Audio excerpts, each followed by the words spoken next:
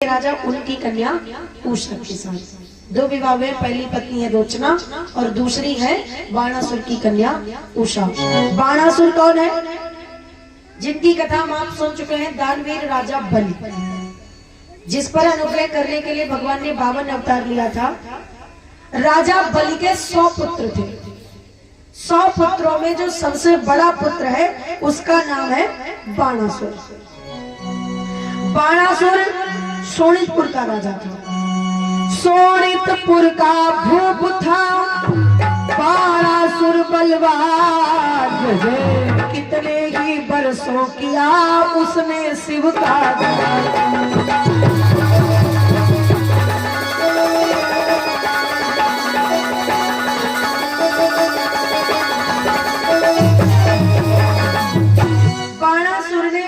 वर्षों तक भगवान भोलेनाथ जी की तपस्या की। फिर एक दिन भोले बाबा को मनाने के उद्देश्य को लेकर एक दिन शंभु का पूजन कर प्रेममय नृत्य दिखला।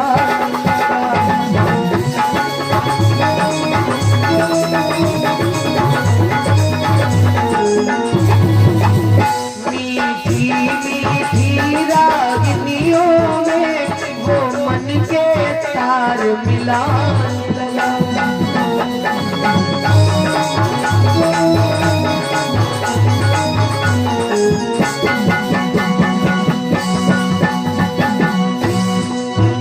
कैलाश शिखर पर चारों दिशा आनंद भाव उमड़ाने लगा। बाजों से स्वर से डमरू से जय हरिहर शब्द सुना लगा।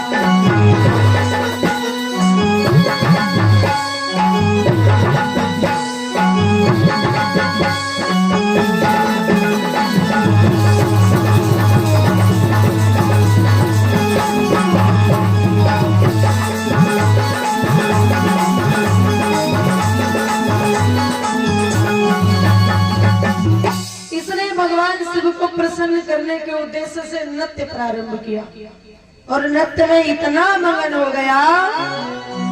सूर्य असुर चराचर चौंक उठे। ऐसा कुछ वह आह्लाद हुआ। बाणासुर के कुछ आगे से फिर परम ब्रूही का नाद हुआ। काफी समय हुआ। आखिर में भोले बाबा बहुत जल्दी प्रसन्न होने वाले देवता हैं। आशुतोष तुम अवधरदानी, थोड़े में प्रसन्न भोले बाबा प्रकट हो गए। परम ब्रूहि वत्स वरदान मांगो। जब कहा वरदान मांगो, इसने भोले बाबा की स्तुति करी। हिमगिरी शिखर रास्त बट शीत छाया। परम रम्य जन सोन कैलाश भाया।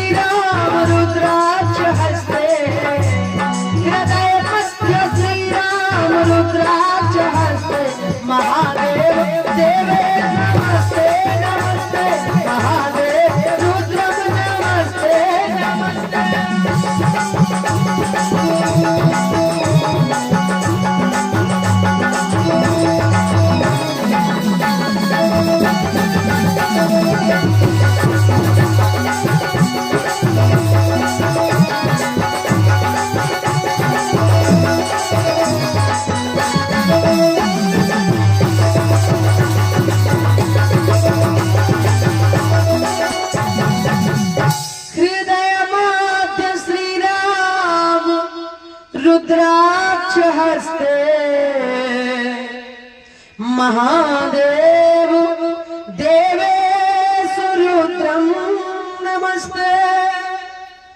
भोले बाबा की स्तुति करी तब भगवान भोलेनाथ जी ने कहा, हे वत्स, शिव बोले वीर वत्स खुश हूँ मैं तेरी अविचल भक्ति पर, इस श्रद्धा पर, इस संयम पर, इस शक्ति पर, इस भक्ति पर। बेटे, मैं तुम्हारी भक्ति, श्रद्धा, तुम्हारे संयम और तुम्हारे मुझ पर किए गए विश्वास से प्रसन्न हूँ, और इसलिए मेरी प्रसन्नता के बदले तू भी प्रसन्न हो जाएगा।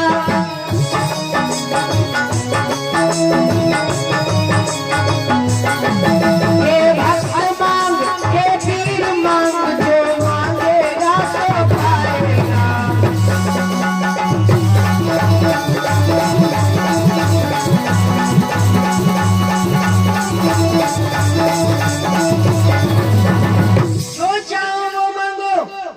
हम प्रसन्न है, तुम भी प्रसन्न हो जाओ।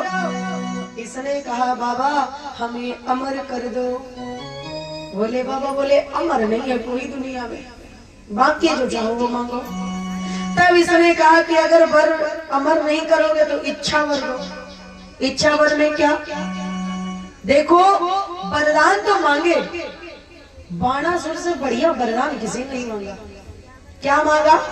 निवेदन किया, हे भोलेनाथ, चैतन्य कल्प तरु के नीचे कल्पना करूं क्या क्या भगवान।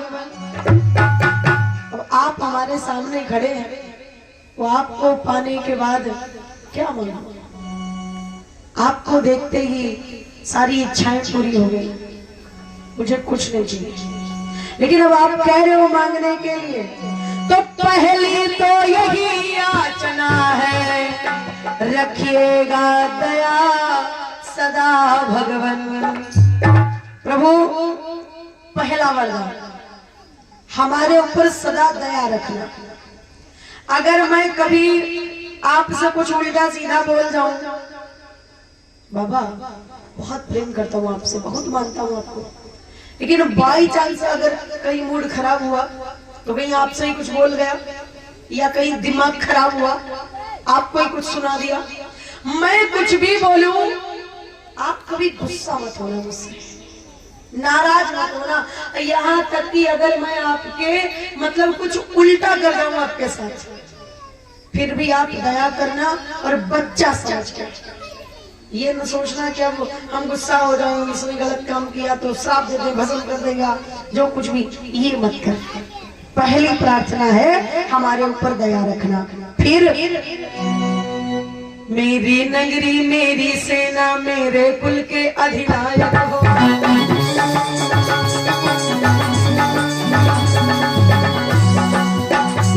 मेरी नगरी, मेरी सेना, मेरी नगरी, मेरी सेना, मेरे कुल के अधिनायक हो। आपात समय में ध्यान धरूं तो आकर वही सहायक हो।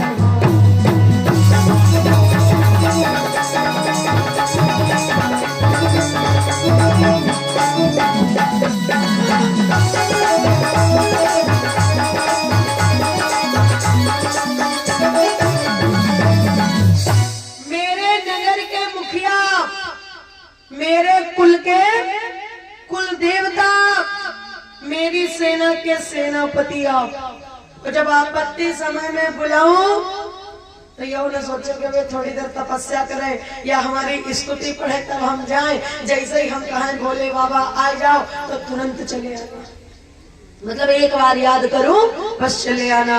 फिर हे महामहिम, हे अखिलेश्वर, सेवक को लोकेश्वर कर दो, सेवक को लोकेश्वर कर दो, मेरे बल को अक्षय कर दो, मेरी यह देह अमर कर दो। बाबा आप हो अखिलेश्वर, ब्रह्मांड के मालिक, और हमें बनाए दे लोक को मालिक, हम मृत्यु लोक के मालिक बन जाए, पूरी पृथ्वी के राजा बन जाए, और फिर मेरा बल अच्छा कर दो। उम्र के साथ साथ, समय के साथ साथ शारीरिक शक्तियां कम होने लगती हैं। ये बोला दिन चाहे जितने बढ़े, हमारी उम्र चाहे जितनी हो जाए, लेकिन हम ऐसे ही रहे, मतलब हमारा बल समय में घटेगा, अच्छे बल कर दो। अब फिर धन दो, जन दो, बल दो, वर दो। गौर करो कितनी चीजें मांग रहा है बाबा। धन दो, जन दो, बल दो, वर दो, भवभूतेश्वरी प्रथाएं।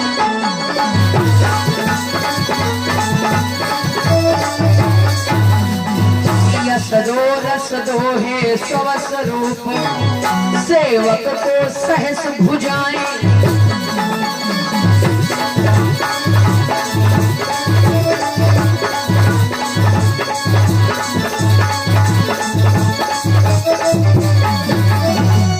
सबसे पहली प्रार्थना कि हमारे ऊपर सदैव दया रखना। दूसरा, हमारे कुल के, सेना के और परिवार के, नगर के मुखिया बनो। उसके बाद आपत्ति समय में जब बुलाऊं तो एक बार बुलाने मात्र से आ जाना। मेरा बल अच्छा हो, पूरी पृथ्वी का मैं राजा बनूं। धन, जन, बल, यश, रस, सर्वस्व, सबस, और कृपा करो 1000 बाहें दो। बाणासुर के 1000 हो जाएंगे, इतना सब कुछ इसने मांगा। एम वस्तु कहे कर हुए शिव जी अंतर ध्यान, बाणासुर नपने किया अपने घर प्रस्थान। वरदान पाकर बाणासुर अपने घर वापस आए। अब धीरे धीरे समय हुआ, जिसके पास में 2 भुजाएं हैं, जरा सा बल मिल जाए वो भी दुनिया में तहलका मचा देता है। जरा सा पद मिल जाए वो भी तहलका मचा देता है, लोगों को दिखा देता है कि मैं हूं। अब जिसके पास में 1000 बाहें हो, धन, जन, बल, यश, भव, रस सब कुछ हो, बल अच्छा है, मतलब कहीं घटता है ही नहीं। उन सहस भुजाओं के द्वारा सारा संसार खिला डाला, निर्मूल सुरों का बल करके जल थल का जोर मिला डाला।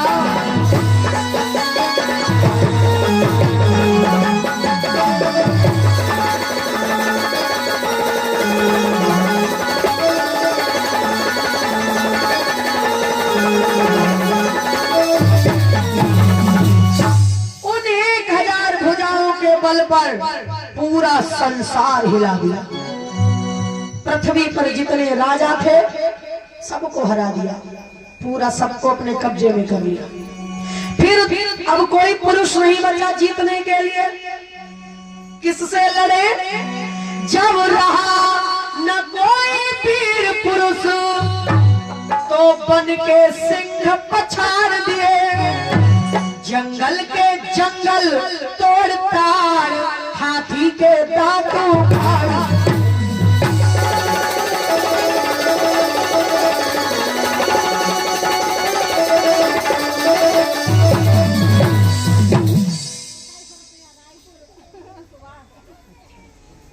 सुभाष रायपुर से 21 मुद्राओं का दान करें, भगवान की दया दृष्टि में सबरी ऐसी कामना है। जब कोई योद्धा नहीं बचा तो इसने वन में जाकर जो सिंह थे उनसे युद्ध किया, सिंह पछाड़ दिए। सिंह नहीं बचे तो बड़े बड़े पेड़ जो देखता उनको उखाड़ लेता, बल है। पेड़ भी नहीं बचे, हाथी उनको उठाता पटकता, उनके दांत उखाड़ लेता। हाथी भी नहीं बचे, अब क्या करे? अच्छा बल जैसे जैसे दिन बढ़े घटत तो है ही नहीं, तो पहले ही वरदान मांगा है, अब क्या करे? फिर भी बल की खुजली न मिटी तो जगह जगह पर घिसने लगा।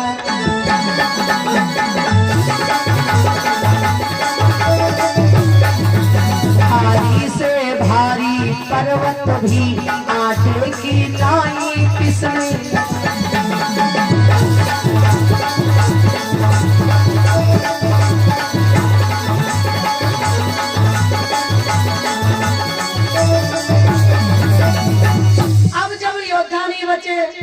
सिंह नहीं बचे तो पेड़ नहीं बचे तो हाथी, जो हाथी नहीं बचे तो बड़े बड़े पर्वत उन्हें उठावे, उन पर हाथ फेंके से उनका आटा बना देगा, पर्वतों नहीं बचे। अब क्या करे, पूरी दुनिया वैसा कोई नहीं बचा जिस पर अब आजमाई खुद को। आखिर में हार गया, कैलाश पर्वत पर गया, शंकर जी से जाकर बोला भगवान कोई योद्धा बतलाओ, मेरी इन सहस भुजाओं की भगवान खुजलाहट मिटवाओ। अब बाहों में इतनी खुजली हो रही है, कोई लड़ैया बचो नहीं। भोले बाबा के पास गया, बाबा एक काम करो, अगर कोई योद्धा हो निगाह तो बता। अब एक लड़ियों को मन चला, कोई लड़ाई नहीं, अब लड़ाई किससे? या भोले बाबा चुप।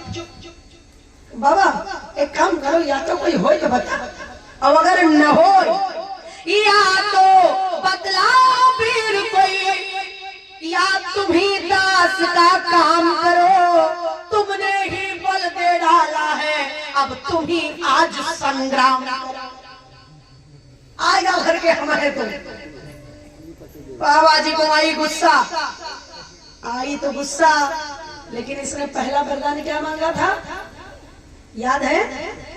मैं कुछ भी कह जाऊं भगवान, पर रखना दया सदा मुझ पर।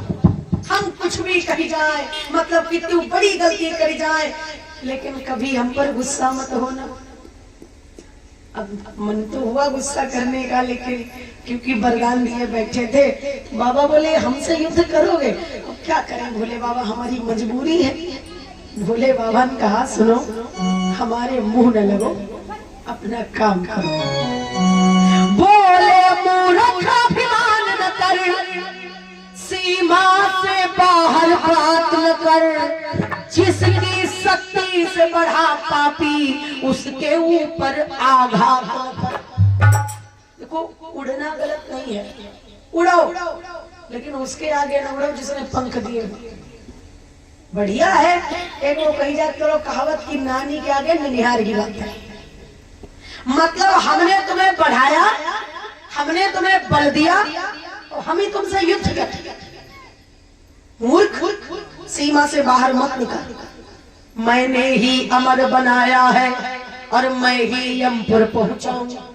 मैंने एक वरदान दिया और मैं ही तुझे मार दूं, मैंने ही तुझे बढ़ाया है और मैं ही नीचा दिखलाऊं। हमने तुम्हें ऊपर उठाया और हम ही तुम्हें नीचे गिराए। ये चरणों में गिर पड़ा। भोले बाबा गुस्सा न करो, लेकिन हम क्या करें, हमारी मजबूरी समझो। हमारी बाहों में खुजली हो रही है, हमारा बल, अब हम क्या करें इसका, कृपा करो। तब भोले बाबा ने कृपा करी, एक झंडा दिया। ये झंडा अपने घर ले जाओ और इसको लगा देना अपने घर में, और प्रतिदिन इसका दर्शन करना। जिस दिन यह ध्वजा गिर पड़ेगी, उस दिन वो शक्ति आएगी।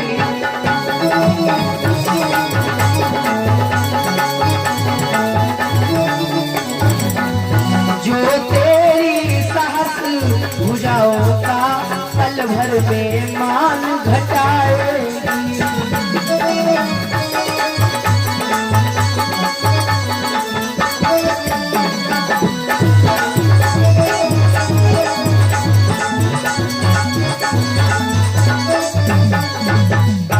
ले जाओ, इसे अपने घर में लगा देना, और जिस दिन ये ध्वजा अपने आप गिर पड़े, समझ लेना उसी दिन वो शक्ति आएगी जो तुम्हारा ये बल घटा देगी एक पल में। बड़ा प्रसन्न हुआ, झंडा हाथ में लिया, अपने घर आया और मेन ध्वज की जगह उसको ऐसी जगह लगाया है जहां से अगर सोए उठे तो आंखें खोले तो पहले वो झंडे पर निगाह पहुंचे सीधे, क्योंकि जिस दिन गिरेगी उसी दिन बाहों की खुजली लुटेगी। खुशी खुशी वहां ध्वज लिए घर आया बलवान, कुछ दिन पीछे महल में हुई सुता छवि।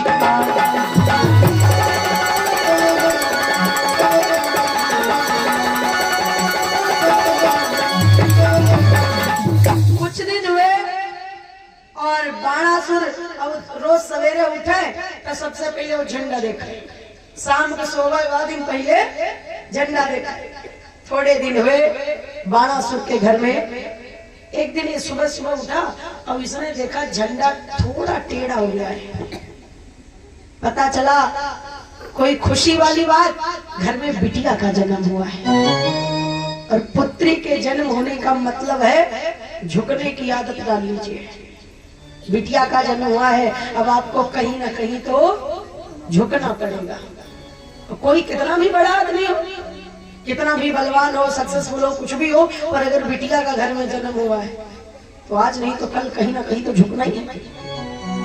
पुत्री का जन्म हुआ है, बड़ी सुंदर कन्या, शोभा सदनी ने शोभा में शोभा का मान घटाया।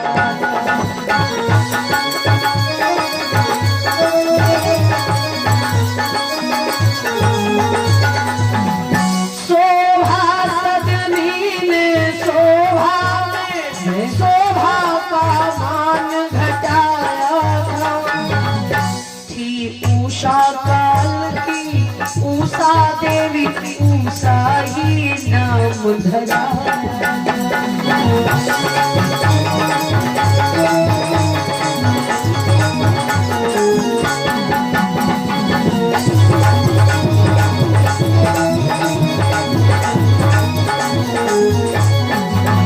उस चंद्रवती की चंद्र छटा चंद्र को चकित कर जाती थी।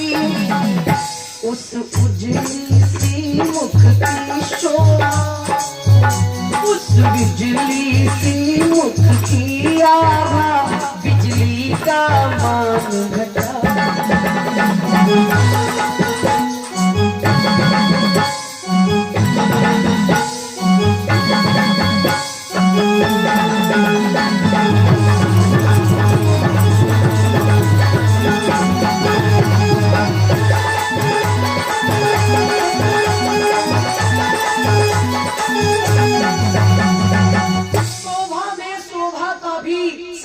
घटाने वाली बड़ी सुंदर, चंद्र को भी चकित करने वाली सुंदर सी कन्या। राजा बड़ी प्रसन्न हुए, घर में पुत्री का जन्म हुआ, नामकरण इत्यादि हुआ। उषा काल में जन्म हुआ था, नाम रखा गया उषा।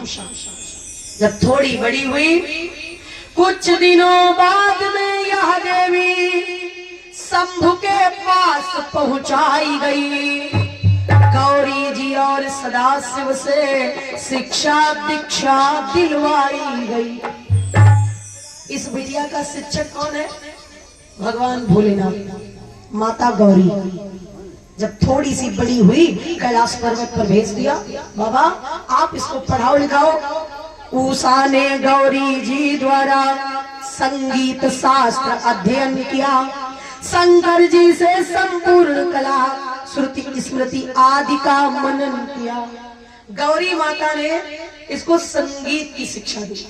संगीत दुनिया की सबसे बड़ी कला है, सबको नहीं आती। संगीत कला का अभ्यास कराया, भोले बाबा ने श्रुति स्मृति आदि का मनन कराया। जब विद्या पूरी हुई, एक दिन की बात, धीरे धीरे विद्या भी पूर्ण हो रही थी, वो कन्या भी बड़ी हो रही थी। कहते हैं एक दिन भगवती माता पार्वती ने बड़ा सुंदर सा श्रृंगार किया, भगवान शिव के पास में आकर के विराजमान हुई। जिस समय उषा की दृष्टि पड़ी, उसने माता गौरी को बड़ा सुंदर सा तैयार देखा, तो मन में विचार किया कि कभी ऐसा मेरे साथ भी होगा, किसी दिन मैं भी जब विवाह हो जाएगा अपने पति के साथ क्यों ही खूब सुंदर सा तैयार होंगी। गौरी मैया ने देखा, भगवान भोलेनाथ जी को संकेत किया, बाबा इसके मन का भाव पढ़ रहे हो, इसको श्रृंगार करना है। पापा बोले हाँ रुको, खबर भिजवाई बाणासुर के पास, बाणासुर अपनी कन्या को यहाँ से ले जाओ, इसकी विद्या पूरी हो गई, पढ़ाई लिखाई पूरी हो गई। ठीक है महाराज। भोले बाबा ने वरदान दे दिया इस कन्या को कि स्वप्न में तुम्हें तुम्हारे पति का दर्शन हो, दोनों का सहयोग बने, मिलन हो और जीवन सुखपूर्वक बीते, ऐसा हमारा आशीर्वाद है। घर आई सामोद वह पाकर शुभ वरदान, एक दूसरे महल में दिया गया स्थान। अपने यहाँ जैसे कमरा होते हैं अलग अलग सबके, राजा महाराजा के जैसे महल होते रहे अलग अलग, मकान अपने अपने। बाणासुर ने अपनी कन्या के लिए बड़ा सुंदर महल बनवाया है, उषा सदन, जिसमें 4 मेन गेट है, पूरब पश्चिम उत्तर दक्षिण, और सुंदर सदन, सुखद सब काला, एयर कंडीशन, सर्दियों में गर्म रहने वाला और गर्मियों में ठंडा रहने वाला, और जिस चीज की जरूरत पड़े A to Z, उषा को महल से बाहर निकलने की जरूरत नहीं है, उसमें सारी चीजें। अगर मन चले पूरब दिशा कैसी है तो गेट बना है, आराम से देखो, कहीं जाने की जरूरत नहीं। पश्चिम कैसा, पूरा पश्चिम उत्तर दक्षिण चारों गेट है, और हर चीज, हर सुख सुविधा जो उसको चाहिए वो उस महल में प्राप्त है। पुरुष वर्ग के नाम पर अगर उस महल में किसी का प्रवेश होता है तो केवल बाणासुर का, बाकी दासियां सेवा में लगाई गई, और वो भी बड़ी सदचरित्र, जिनके हृदय में जरा सा भी कुछ गलत भाव, सांसारिक भाव नहीं है, जो काम क्रोध लोभ इत्यादि से दूर है। और चारों द्वारों पर 4 पहरे वाले बिठलाए गए,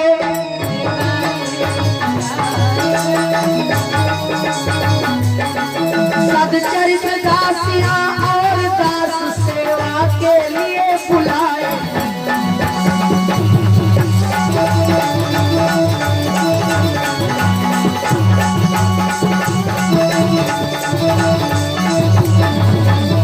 सदचरित्र दास दासियां सेवा में जो उषा का 24 घंटे ख्याल रखते हैं। एक दिन की बात, समय व्यतीत होता चला गया, समयानुसार एक दिन दासियों ने उषा को बड़ा सुंदर स्नान कराया, सुंदर वस्त्र पहनाए और फिर सुंदर सा श्रृंगार किया। एक दिन दासियों ने इसका नख से सिख तक श्रृंगार किया, सैया पर पग के रखते ही निद्रा ने भी अधिकार किया। ऊपर से नीचे तक बड़ा सुंदर श्रृंगार किया, बहुत अच्छे से सजाया, और जैसे ही खूब तैयार करा और फिर उषा जी गई अपने उन्होंने जो उनका आसन था उस पर पैर रखा तो तुरंत नींद आ गई, निद्रा ने अधिकार कर लिया। उषा सो गई और उसी समय, उसी नींद में इन्होंने महाराज अनिरुद्ध का दर्शन किया, उनका सानिध्य प्राप्त किया। बड़ा सुंदर वो मीठा सपना। उषा जी सो रही है, वो जागी नहीं, काफी समय हो गया। हर व्यक्ति के सोने जागने का भी एक समय होता है। और दूसरी चीज, जो व्यक्ति परमानेंट साथ में, तो उसको तो पता ही है कि कितनी देर की इनकी नींद है, कितनी देर वाली भूख है, कितनी देर बाद प्यास है, कितना क्या। काफी समय हो गया, उषा उठी नहीं बिस्तर से। अब सब दासियां परेशान की, ऐसा तो नहीं इनकी तबीयत खराब हो गई, ऐसा तो नहीं क्या हो गया, ऐसा तो नहीं क्या हो गया। अब क्या करें? कोई पंखा करे कि उठे, अच्छा जगाए कैसे? कोई बाजा बजाए, मीठी मीठी धुन निकालने की शायद उठे, कोई तलवा मले, कोई हाथ मले, कोई सर सहलाए, कोई इत्र छिड़के, लेकिन उषा जी होश में नहीं, वो मस्त। उसी समय उषा की एक सहेली है जिसका नाम है चित्रलेखा, वो आई और उसने स्पर्श किया उषा, और जैसे ही छुआ, इस स्पर्श सखी का होते ही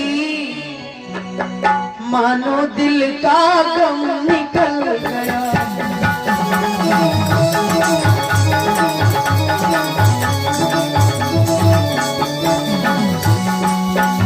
इस स्पर्श सखी का होते ही मानो ऐसा आंखें खुलते खुलते मुख से हाँ प्रियतम निकल।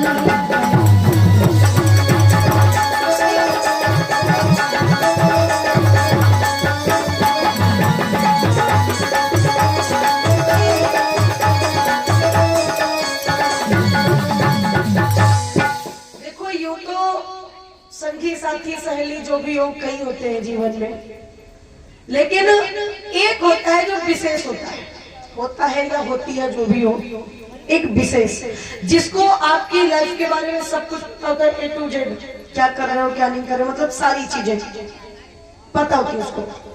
चित्रलेखा ऐसी ही सहेली है उषा की, जिसको उषा के बारे में सारी चीजें पता है।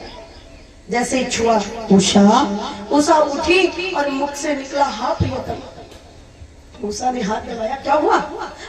कुछ नहीं। अब उषा बोली जब निकल गया है तो छिपाओ मत, क्या हुआ है? उषा रोने लगी, सखी क्या कहूं मैं? उसने कहा तुम मुझसे कुछ भी कह सकती हो, जो बात है बता सकती हो। कुछ होता तो बतला देती, क्या बयान करूं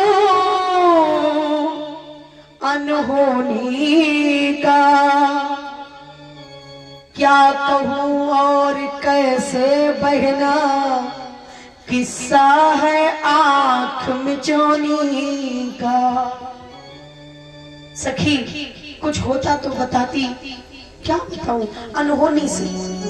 चित्रलेखा ने कहा हुआ क्या? रोने लगी बहन, मैंने स्वप्न में किसी का दर्शन किया है। किसका पता नहीं, था कोई, लेकिन इतना कह सकती हूँ वो बहुत सुंदर था और मैंने अपना सर्वस्व उस पर न्यौछावर किया है। और बहन मैं सच कहती हूँ, अगर वो मुझे नहीं मिला तो मैं मर जाऊंगी। तो चित्रलेखा ने कहा पहले बताओ तो कौन है? अब उषा जी कहती मैं क्या जानूं कौन है, सपने में देखा है। तो चित्रलेखा कहती तुम्हारे सपने में आया था तो मुझे भी नहीं पता कौन है, अब कैसे पता चले कौन है? रोने लगी, फिर से बेहोश होने लगी उषा ने। तब उषा बेहोश होने लगी, तब चित्रलेखा ने रोका, रुको मैं देखती हूँ कौन है। कैसे देखोगी? उषा तुम चिंता मत करो, मैं दुर्गा जी की शक्ति से भूपों के चित्र बनाती हूँ। ध्यान से देख मैं गिन गिन कर सारे नरेश दिखलाती हूँ। माता दुर्गा की मुझ पर कृपा है, मेरी आर्ट बहुत अच्छी है और मैं पेंटिंग करके तमाम जिसकी चाहूं उसकी फोटो बना सकती हूँ। तुम देखना कौन है वो जिसे तुमने स्वप्न में देखा। पूरी पृथ्वी पर जितने राजा महाराजा राजकुमार जो भी थे, एक एक करके अब उषा के सामने चित्रलेखा फोटो बनावे दिखावे। ये नहीं, फिर दूसरी नहीं, ये नहीं, ऐसे ऐसे करके सबको दिखा दिया पूरी पृथ्वी पर जितने थे। ये नहीं। चित्रलेखा ने एक गहरी सांस ली, बहन माफ करो, अब धरती पर तो कोई राजा महाराजा बचे नहीं, सब तो दिखा दिए A to Z, इनमें से कोई है नहीं। उषा रोने लगी, कोई नहीं बचा। नहीं। फिर चित्रलेखा ने कहा हाँ बचा है एक। कौन? तो कहा क्योंकि वो पृथ्वी पर नहीं रहते हैं ना, इसलिए वो याद नहीं आए। कौन? अंतः समुद्र नगरम कृतस्नादवत मचीकरत, समुद्र के बीचों बीच में जिनका राज्य है। किनका? भगवान श्री कृष्ण का। चित्रलेखा ने बड़ी सुंदर सी फोटो बनाई भगवान कृष्ण की। अंत में चित्रलेखा ने जब भगवान कृष्ण को दिखलाया तो उषा ने लज्जित होकर नीचे को घूंघट सरकाया। भगवान कृष्ण की फोटो बनाई, ये उषा ने अपना घूंघट कर लिया। यही है? नहीं। फिर मुंह क्यों ढक लिया? उषा ने कहा पता नहीं क्यों मेरा दिल कहता है कि मैं इनसे पर्दा करूं। फोटो है तो उसको देख के मुंह ढक लिया, मेरा मन कहता है मैंने पर्दा कर लिया, पता नहीं क्यों। लेकिन ये नहीं है, कोई बात नहीं। लेकिन बहना है ये बहुत सुंदर, और जिसको मैंने देखा कुछ या तो ये उनकी तरह है और या वो इनकी तरह है। तसल्ली करो। भगवान श्री कृष्ण के बाद महाराज प्रद्युम्न का चित्र बनाया, भगवान कृष्ण के जो पुत्र हैं। रेखा ने प्रद्युम्न का खींचा आगे चित्र, उसे देख कर और भी बढ़ा प्रवाह पवित्र। इस मूर्ति मनोहर के आगे लज्जा सी आती जाती है।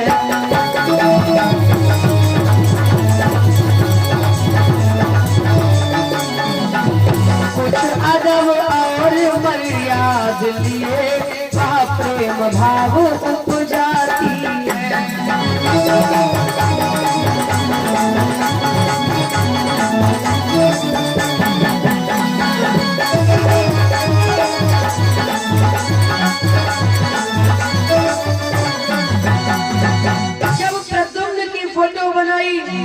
अब तो उसके नेत्रों में आंसू आ गए।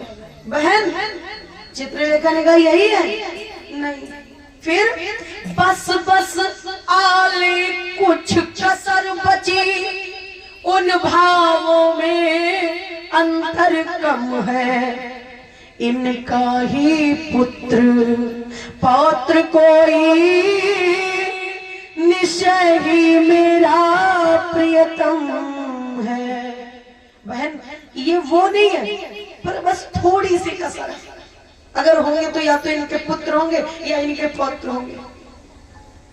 चित्रलेखा लिखा धीरज रखो। अब आगे किसका नंबर आया?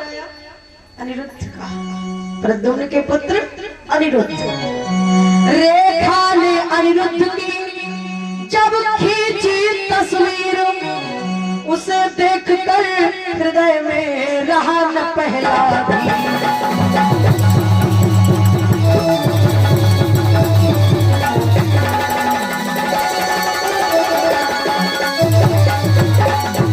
जब अनिरुद्ध की फोटो बनाई, अनिरुद्ध जी को जैसे ही उषा ने देखा, चित्रलेखा ने कहा ये है।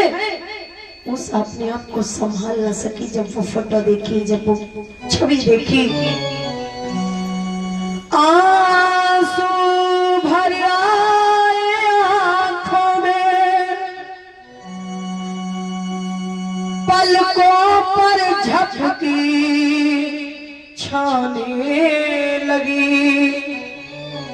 हिचकी में हिलकी मिलने लगी, बेबसी गसी सी आने लगी। अनिरुद्ध जी को देखा, उषा मूर्छित होने लगी। बहन यही है, इन्हीं पर मैंने अपना सर्वस्व न्यौछावर किया है और मैं नहीं रह सकती इनके बिना। बेहोश होने लगी। रेखा ने फिर चैतन्य किया और कहा न अब घबराओ बहन। बहन घबराओ मत, मैं इनको जानती हूँ। इनका नाम अनिरुद्ध है।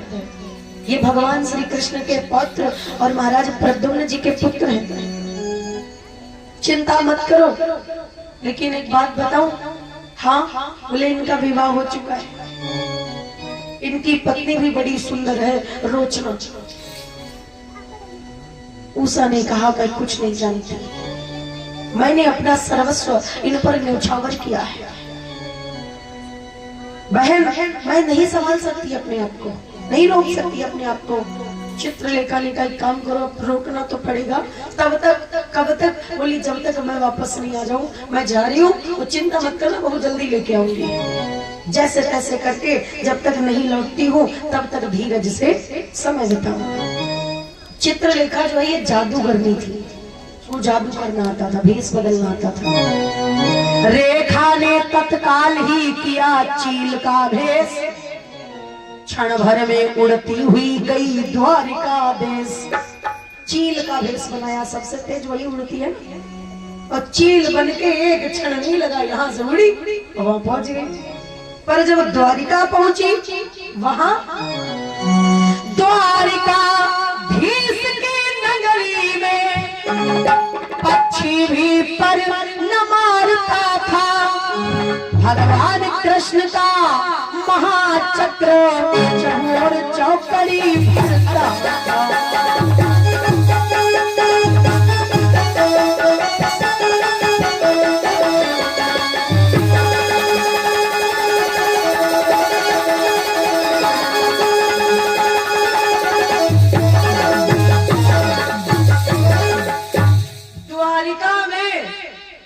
बिना भगवान की मर्जी के पक्षी पर नहीं मार सकता।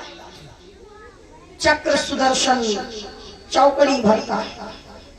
अब रेखा बड़ी परेशानी, यहाँ तक तो आ गई, अब यहाँ से तब महाराज नारद जी आए और उन्होंने कहा तुम वैष्णवी रूप बना लो। उसने कहा हम शैव हैं, वैष्णवी कैसे बनाए? अरे बोले शिव और कृष्ण अलग अलग हैं क्या? हरि हर दोनों एक है। रेखा ने तत्काल ही किया वैष्णवी भेष, चुपके से अनिरुद्ध के गृह में किया प्रवेश। वैष्णवी रूप धारण किया भगवान श्री कृष्ण के महल में, प्रद्युम्न जी के महल में, फिर अनिरुद्ध के महल में पहुंची। अनिरुद्ध के कमरे में गई। अनिरुद्ध जी महाराज सो रहे, मस्त मगन, रात्रि का समय है। रेखा ने देखा और देखो, एक तो जादूगरनी और फिर दूसरे बलवान कितनी है। सोते ही लाई उठा उनको सेज संगे।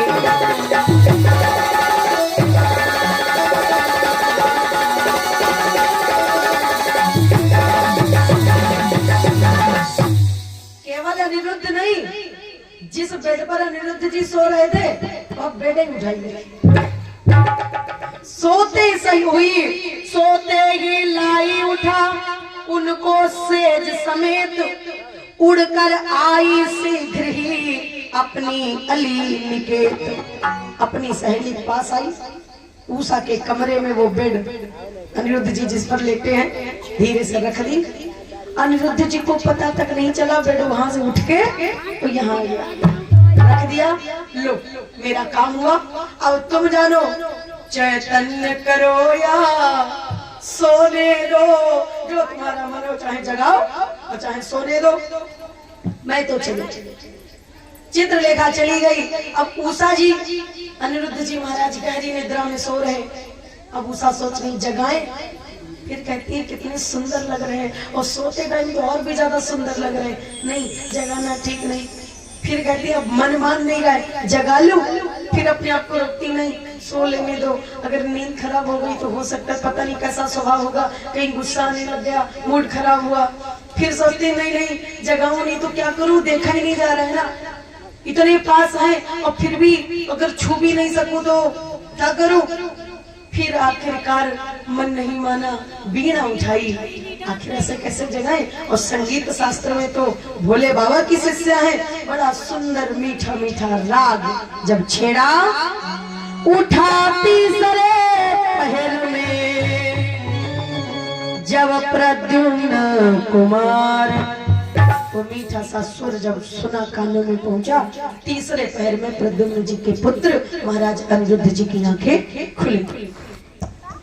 जब नेत्र खुले, अब बेड तो वही है लेकिन कमरा लोकेशन चेंज है। इधर उधर देखा, ये दीवार नहीं तो है लेकिन वही ढाई है, छत तो है लेकिन वो नहीं है, बेड तो वही है पर कमरा नहीं है। फिर देखा, उषा पर दृष्टि पड़ी, बड़ी सुंदर। उषा को देखा, खाना तो, और मैं कहाँ आया हूँ, मैं कहाँ हूँ, द्वारिका में परछाई तुम्हारी पड़ी कैसे? बोले अनिरुद्ध अहो बाले, कौन हो यहाँ क्यों कर लाई, कौन हो मुझे क्यों कर लाई। द्वारिकापुरी में किस प्रकार पड़ सकी पराई परछाई।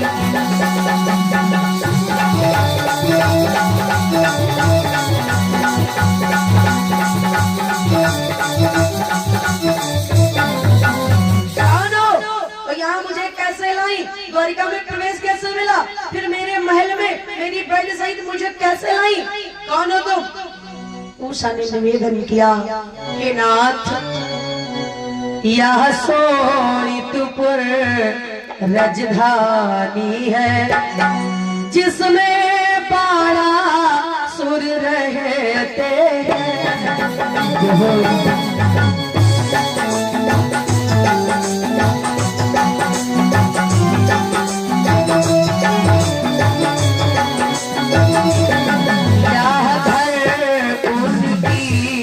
बेटी का है यह घर उनकी बेटी का है।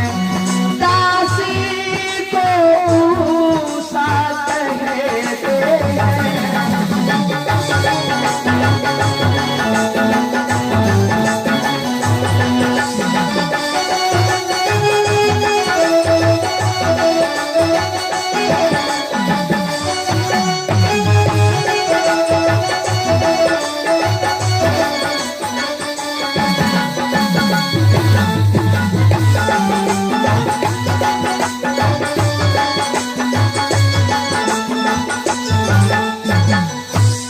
सोनितपुर राजधानी है। यहाँ के राजा है महाराज बाणासुर और मैं उन्हीं बाणासुर की पुत्री हूँ। मेरा नाम उषा है। स्वप्न में मैंने आपको देखा, आपका सानिध्य पाया, आप पर अपना तन मन सर्वस्व न्यौछावर किया। अब प्रार्थना है कि आप हमें स्वीकार करें। उषा भी इतनी सुंदर थी, अनिरुद्ध जी भी इनकार न कर सके। धीरे धीरे समय व्यतीत हुआ। अब भला ये कहां तक संभव है कि आग लगे और धुआं न उठे। बात महल के बाहर निकली, किसको पता चली? यह भेद एक दिन जान लिया नप बाणासुर की रानी ने। उषा की माँ को पता चला कि उषा के महल में कोई पुरुष रहता है, पर प्रगट किसी से किया नहीं। सतवंती शील सयानी ने माँ होने के नाते बच्चों के अवगुण छिपाना किसी को नहीं बताया। देखो, यद्यपि माँ का धर्म है बच्चों के अवगुणों पर पर्दा डालना, लेकिन यहाँ पर उषा की माँ ने जो किया, जब उन्हें पता चला, छिपाया अच्छी बात है, लेकिन दुनिया से छिपाना अच्छा था। जब इनको पता चला था कि उषा के महल में कोई पुरुष है तो सीधे जाकर अपने पति को बताती, दोनों की शादी करवा देती, सबसे उचित रहता। लेकिन इन्होंने सोचा कोई बात नहीं, किसी को नहीं बताया। धीरे धीरे अब बात तीसरे कान में पहुंची। और कहा? पहरे पर पहरेदार चार चार बैठाए गए। पहरेदारों में से किसी एक को भनक लग गई। वो गया सीधा राजा के पास। महाराज, राजा के पास में गया, महाराज उषा के महलों में कोई पुरुष रहता है।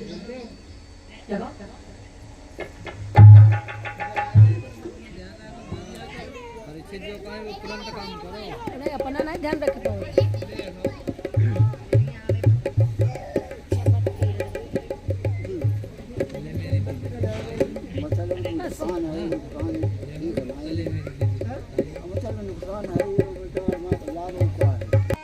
बाणासुर को पता चला।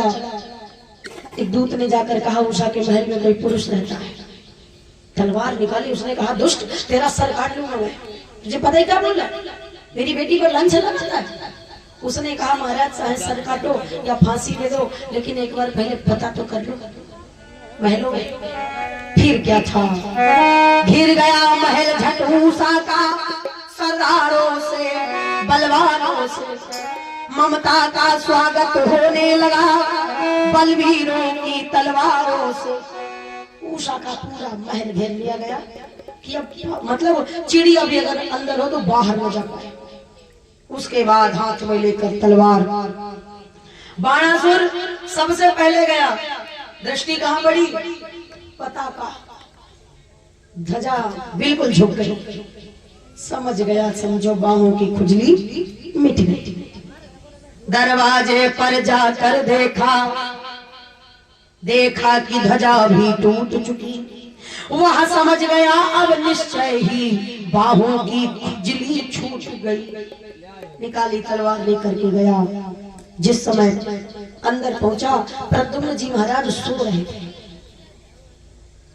प्रद्युम्न जी को देखा, जिस समय देखा तो देखते ही मोहित हो गया, इतना सुंदर मुझे लगा। प्रद्युम्न जी को देखा, मन में भाव आया, मैंने सोचा घर का भेदी कोई क्रूरिया कमीना है, कोई क्रूरिया कमीना है, पर नहीं अंगूठी उषा है, यह नागर नवल नगीना।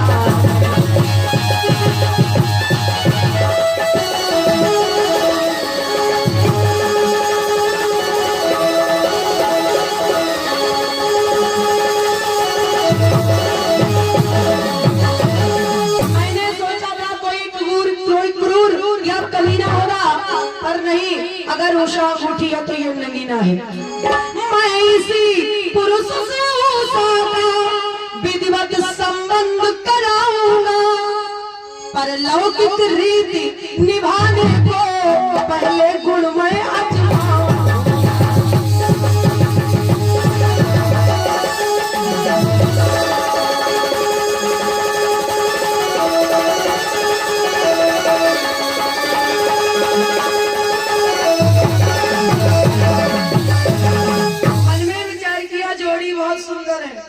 उषा का इसके साथ में विधिवत विवाह कराऊंगा, कन्यादान करूंगा, लेकिन पहले देख रहे है कौन कितना बलवान है।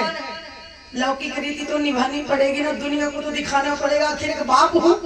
बाहर निकला, ए वीरों, हम वीर हैं, कायद पर वार नहीं करते, अभी सो रहा है, जागने लो, तुरंत उसका सर काट लेना। इधर उषा ने अनिरुद्ध जी को जगाया, अपने पिता की आवाज सुनकर वो कांपने लगी, अपने पति को महाराज अनिरुद्ध जी को जगाया, हे प्राणनाथ, प्राणपति प्राण की फिक्र करो, अब पिता प्राण हर आया है, ना जाने किस हत्यारे ने भीतर का पता बताया है। रोने लगी। महाराज अनिरुद्ध ने कहा, रो क्यों रही हो? तो कहती है, हमारे पिता बहुत बलवान हैं, वो पता नहीं आपके साथ क्या क्या करेंगे। अनिरुद्ध मुस्कुराए, बोले कितने, अरे वो मेरे पिता बहुत गुस्से में है। अनिरुद्ध बोले, तुम्हारे पिता गुस्से में? तो मैं कोई मोम की मूर्ति हूँ जो उनके गुस्से से पिघल जाऊंगा? मैं कोई बतासा हूँ जो पिघल जाऊंगा? रही बात, बोले अनिरुद्ध शांत बैठो, जो होगा देखा जाएगा। अनिरुद्ध मोम की मूर्ति नहीं जो गर्मी से पिघलाए। मैं कोई मोम नहीं हूं जो तुम्हारे बाप की गर्मी से पिघल जाऊंगा। बाणासुर के साथ में घमासान युद्ध हुआ, नाग पास में इसने महाराज अनिरुद्ध जी को बांध लिया। तब उषा ने देखा कि जब अनिरुद्ध जी बंध गए, वो रोती हुई आई, कहती पिता गलत कर रहे हैं, वो गलत, ये चोर है, मेरे घर में चोरी से आया। उषा कहती है, चोरी ये नहीं है, चोर तो मैं हूँ, क्योंकि मैंने ही चोरी करवाई, मैंने ही इनको बुलाया है। ये आए नहीं है, इनको मैंने बुलाया है, इसलिए चोर ये नहीं, चोर आपकी पुत्री है, चोर मैं हूँ। आंखें लाल, वो कहने लगा, क्या करे उषा तुम्हारा? बेटी बध पापन होता तो टुकड़े टुकड़े करवा देता, कुल कलंकनी खाल खींच देह पर नमक चढ़वा ले। अगर बिटिया का वध करना पाप न होता, तुम्हारा सर काट, तुम्हारी खाल खींच और नमक छिड़कवा देते। लेकिन क्या करें, जल्लादों को देखा, इसको भी बंदी बना दो। बिटिया है तो क्या हुआ, दोनों को जेल में बंद कर दो। देखता हूं इस पापिन की चीटी पकड़ो, खींचते हुए अंदर कर दो, डालो बेड़ियां दोनों को, हाथों में हथकड़ियां भरो। दोनों को जेल में बंद करवा दिया गया, हाथ में हथकड़ी, पैरों में बेड़ी। देखो तो सही कौन दिलावर है जो इन्हें बचाने आता है, देखो तो सही इनका किससे नाता। अब दोनों उषा और अनिरुद्ध जेल में बंद, अनिरुद्ध जी रोने लगे। उषा कहती है, मैंने पहले